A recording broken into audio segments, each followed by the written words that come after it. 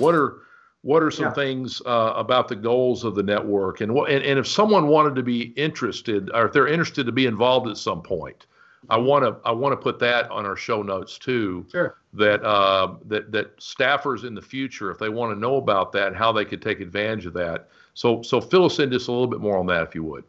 Sure. Yeah. So actually, it was about 3 or 4 years ago. I kind of lost track.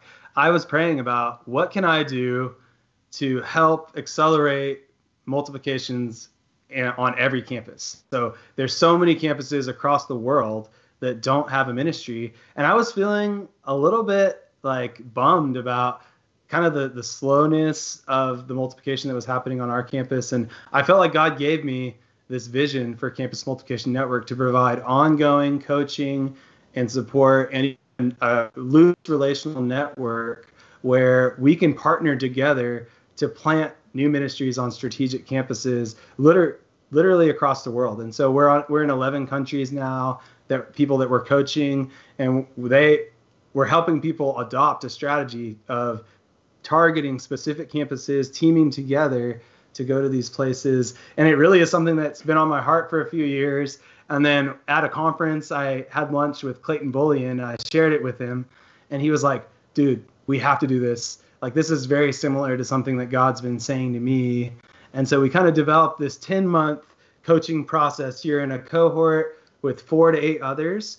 And then there's an experienced coach that meets with you one-on-one each month. And then you also have a cohort meeting where you're discussing how it's going in your ministry. And it's boots on the ground coaching and training.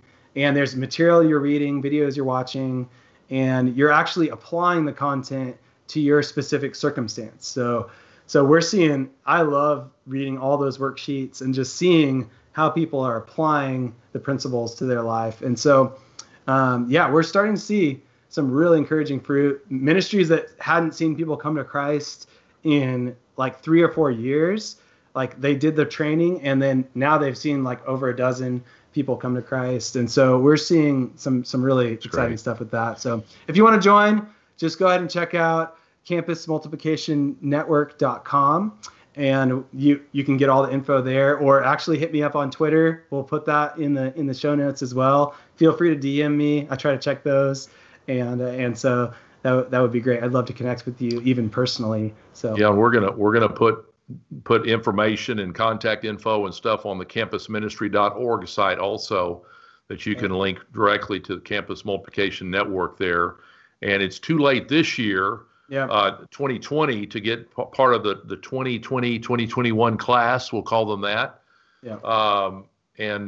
But we will be mentioning this as the year goes on, and so we're hoping that there'll be a whole fresh group of workers, and these are folks that are in their 20s, 30s, 40s, even 50s.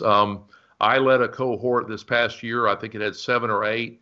And of different, all men that were spread out across the U.S. and different ages and different types of college ministries. And it was a great experience. And they end up being a great encouragement to each other, but also learning.